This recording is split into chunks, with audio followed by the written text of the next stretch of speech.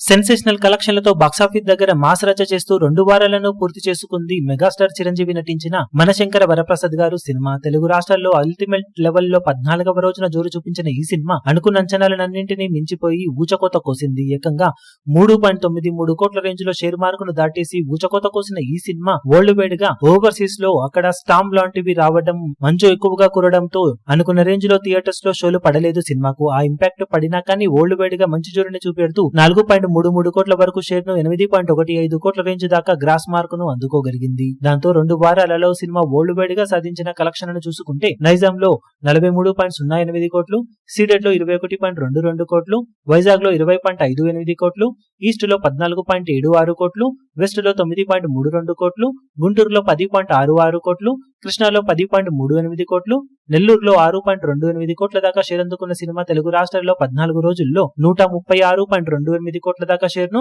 206.05 కోట్ల రేంజ్ లో గ్రాస్ ను అందుకుంది. కర్ణాటక, రెస్ట్ ఆఫ్ ఇండియాలో 12.60 కోట్లు, ఓవర్సీస్ లో 18.90 కోట్ల వరకు షేర్ అందుకున్న సినిమా వరల్డ్ వైడ్ గా 167.78 కోట్ల దాకా షేర్ ను 273 కోట్లకు పైగా గ్రాస్ మార్కును దాటేసింది. కాగా 122 కోట్ల బ్రేక్ ఈవెన్ టార్గెట్ తో బరిలోకి దిగిన ఈ సినిమా ఇప్పటి వరకు సాధించిన కలెక్షన్స్ తో ఏకంగా 45.78 కోట్ల రేంజ్ లో ప్రాఫిట్ నందుకొని సూపర్ హిట్ నుండి బ్లాక్ బస్టర్ దిశగా దూసుకుపోతూ ఉంది. ఇక మిగిలిన రన్ లో బాక్సాఫీస్ దగ్గర మరింతగా జోరు చూపించి లాభాలను ఇంతవరకు సినిమా పెంచుకోగలుగుతుందో చూడాలి.